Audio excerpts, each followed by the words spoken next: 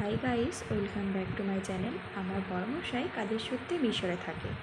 সেই মিশরেই আমি একা কীভাবে যে একা যাত্রা করলাম তারই অভিজ্ঞতা আপনাদের সাথে শেয়ার করছি। আমার একা অতিরিক্ত ভয় লাগছিল যে কি হবে, এয়ারপোর্টে কীরকম চেকিং হয় না হয়, আমি এই সম্বন্ধে কোনো আইডিয়া নেই। যেহেতু আমার ফার্স্ট টাইম ফ্লাইটে যাত্রা, আমি এসব বিষয় কিছুই জানতাম না। তাই চললাম গন্তব্যের উদ্দেশ্যে একা তো কী হয়েছে, যেতে তো আমাকে হবেই, তাই না? তাই ভয়টাকে দূর করে সব বাধা পেরিয়ে আমি এখন সামনের দিকে এগোতে থাকলাম।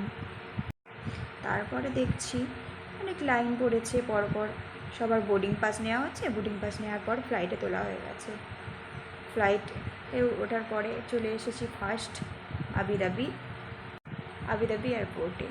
এখানে 1 ঘন্টা হোল্ড করে আবার আমি চলে যাব কায়রো এয়ারপোর্টে। একটু আবুধাবি এয়ারপোর্টটা ঘুরে দেখে নিলাম এর মধ্যে কিছুটা। তারপর রাতের দৃশ্য প্লেন থেকে যে কতটা সুন্দর, যে মনোমুগ্ধকর, এই সমস্ত ভিডিওগুলোই আমি ক্যামেরাবন্দি করলাম। জাস্ট অসাধারণ এক কথায়।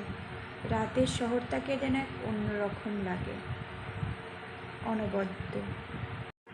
শহরটা যেন এক আলোর মেলায় সেজে উঠেছে, এত অপূর্ব সুন্দর। ফ্লাইটেই ফার্স্ট কলকাতা থেকে আবুধাবিতে এই ডিনারটি দেওয়া হয়েছিল, বিরিয়ানি, তার সাথে টক দই আর জল। সেকেন্ড ফ্লাইটে আবুধাবি থেকে কায়রো যাওয়ার পথে এই ডিনারটি দেওয়া হয়েছিল, যার মধ্যে ছিল চিজ অমলেট।